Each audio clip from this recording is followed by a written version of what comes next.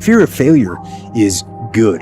Fear of failure will keep you up at night, planning and rehearsing and going over contingencies. Fear of failure will keep you training hard. What's up, Regal Cap family and traders? Back again for another trade recap. On today, we are 2 for 2, and I'm going to show y'all exactly how we did it. So pretty much focused on SPY today. I saw SPY was a lot weaker than Q, and we did have a gap down here. The rest of the gap was around 579, all the way dropped down to like 577, expecting to come down to demand here. But right at open, we saw that we were kind of opening near at the bottom of our demand, and if we lost this, we're going to take those puts for the ride down for the attempt at the gap fill. And that's exactly what we did. So I'm on the 15 here, so you can see it's the 1 15-minute candle, pretty much the one move here.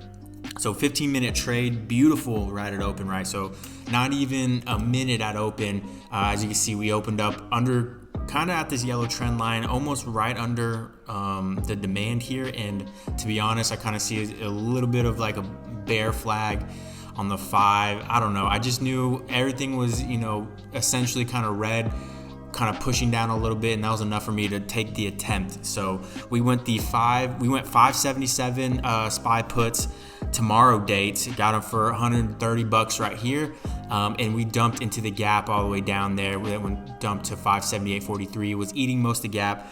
These puts ran to 188 plus.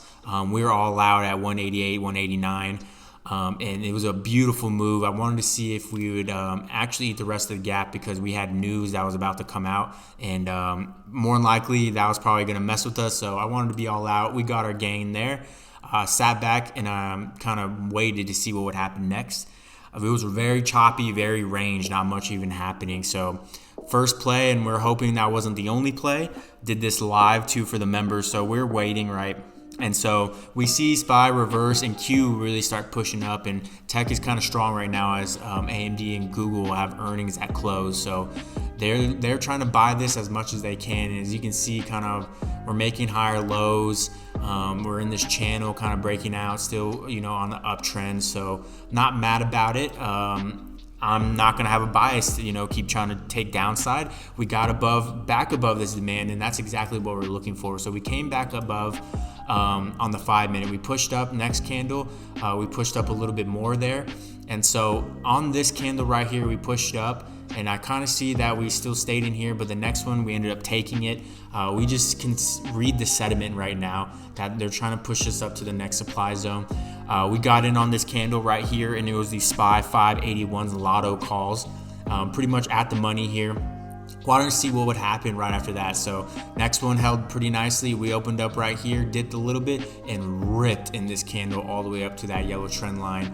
An absolutely beautiful move for us. Our first target was the blue line, 581.27, and possibly 582. But we got in on these 581s for about $104. I got filled at $104. Team got a little bit less than that, so beautiful entry. They ran to 170 plus. We were all out 170, plus on that. Beautiful move right there. 2 for 2 on a very choppy day. And as you can see, long candle wick. We really caught the main moves today, and that's it. We're not doing more. We're not going to push it. Q, very beautiful. Same time too. It was ripping out to our first target, 497, that purple line. So we're keeping it tight. We're keeping it nice. We had stops. Ready on both of these positions. So we not only managed positions correctly, and trimmed into the move and sold at the right time. We just did it right today on a very tough price action. So trade recap right here. We absolutely killed it. Members, we're loving it. Showing, gains off immediately at, early. Look at that on the SPY puts. We got members, your SPY and QQ callouts are literally the best. Haven't lost on SPY or Q trade in 2 weeks. He joined 2 weeks ago. We got other members, earnings traders right here, 385 for the day. He's been absolutely killing it daily. It was a good play, here the SPY calls right there, SPY puts. And then, so it's been a very good day, slow day, and we want to see what what comes next with earnings and things like that. So I'll keep you posted on those updates and things like that, but just want to show y'all our banger 2 plays today. Very easy. But the reason why, kind of looking back, we do have a lot of support, and I kind of saw that with QQQ more.